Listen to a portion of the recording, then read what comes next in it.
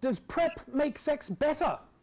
Well, joining me today is Ashley Cobb. She's a sex educator, an HIV activist. Thanks for having me. Thank you for being here. So let's talk about this. PrEP, does it make sex and the sexual experience better, do you think?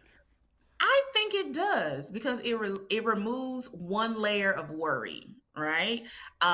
There was a study done with PrEP users who were male, and they had found that because they were on PrEP, they were more likely to explore and try new things, and do different things like group sex, stuff like that. So yeah, so I think being on PrEP does make it a little more. It makes it more fun and it makes it better.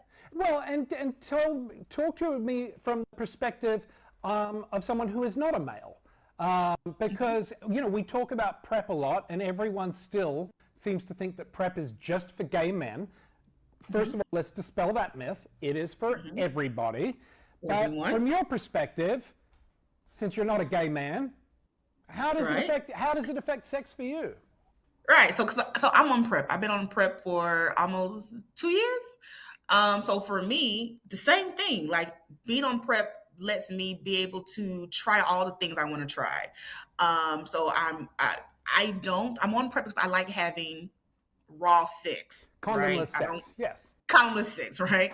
I like having condomless sex, and I want to be able to do that, so I'm on PrEP. And I also like to try and do things and explore with my partners. We go to like sex clubs.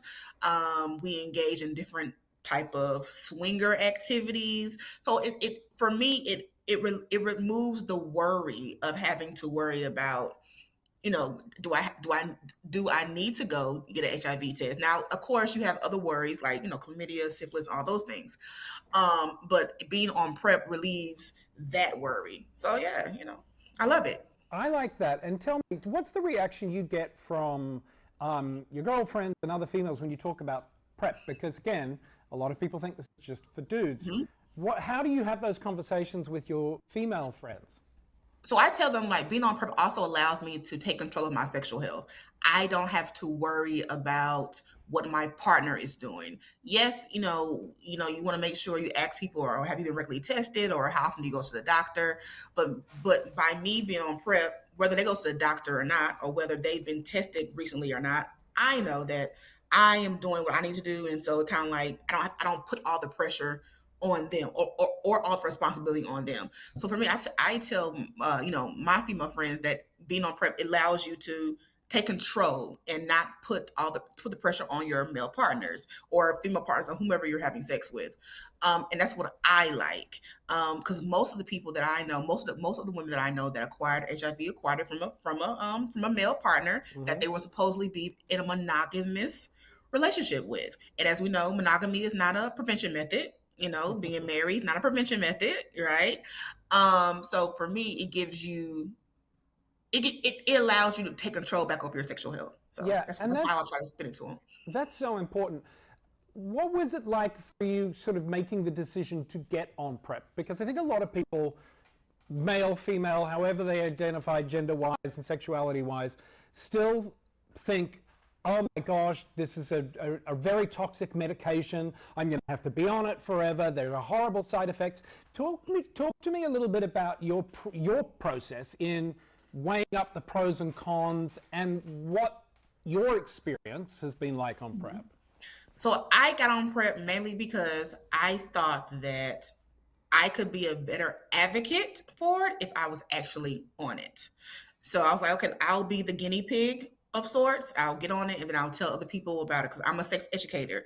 So it just seems, I want to be able to walk it like I talk it. I'm telling you to get on something, but I'm not on it, right? So I got on it for that reason mainly. I haven't had any serious side effects. And women are very vain, right? So we want to know, is it going to make us gain weight? So no, I have not gained any significant weight. I have a low haircut anyway, but my hair is still there. It has not killed my libido. I still like having sex. Hasn't changed any of that.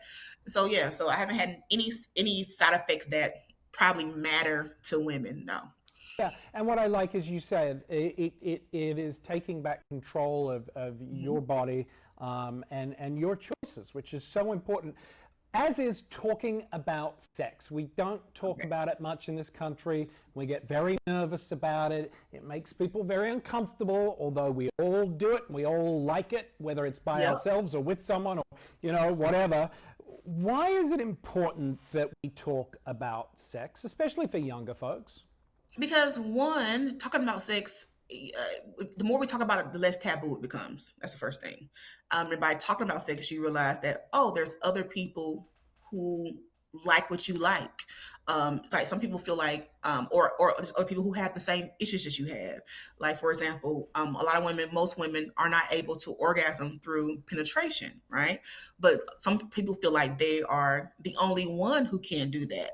And the more you talk about stuff, and then you realize, it's 70% of women are just like you. So then you realize, there's other people who also don't orgasm, right? And then you have people who are into different things. Let's say something's, into maybe you're into a foot fetish and you feel like there's no one I can talk to about this foot fetish. No one in the whole wide world likes feet. And then the more you talk about it, you learn there's other people who like feet. And then two, because sex ed in America sucks. Right? Most of it is abstinence based, which is abstinence is great. I'm not talking, abstinence is great. But we know abstinence does not work because people are having sex, right? So if we talk about sex earlier, people will know can be better prepared. Because now what's happening, we don't talk about it at all. And now, so people are doing trial and error and they're trying to figure it out on their own, which is why we have an uptake in STDs and all the different things, because people are not prepared. They don't know how to have safer sex. Yeah, and people still assume that HIV is just something that affects gay dudes, when we know very much in this country, especially, the infection rates are on the climb with people who look like you. Correct. Yeah. So that's why talking about sex is important. And also what I found is people tend to put HIV here and sex here. They don't really merge the two, which is very odd to me because most of the people that acquire HIV that I know acquire it through sexual intercourse or sexual activities, right? So, and we know people have sex because it's pleasurable, and so we should be all talking about it together. It should be separate. So what are some of your tips or advice maybe for starting those conversations, whether it's with your girlfriends or your boyfriends, with your family, or even with a doctor or a healthcare provider? What are some ways that we can get a little bit more comfortable, Ashley, about talking about sex?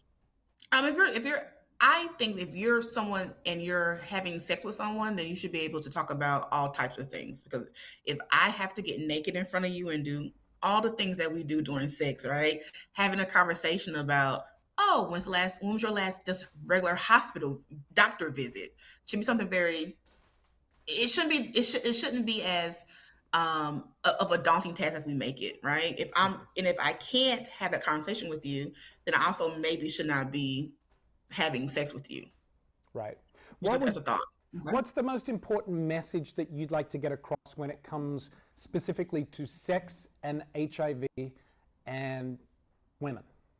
Okay, one, PrEP is for everybody, including women, right? Women should should consider PrEP because it allows them to take control of their sexual health. That is really what the message I want people to do. PrEP is just another tool in the toolbox. If you don't have to get on it, but I want you to be aware that it's an option for you.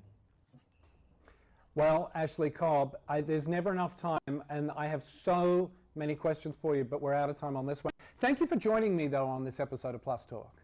Thank you for having me. Always a pleasure. That's going to do it for this episode of Plus Talk, where we turn positive into a plus. Thanks for watching. Remember, you can follow us across social media. We are at Plus Life Media. And if you want more information, check out the website pluslifemedia.com. Until next time, consider getting on PrEP. We'll see you soon. Bye.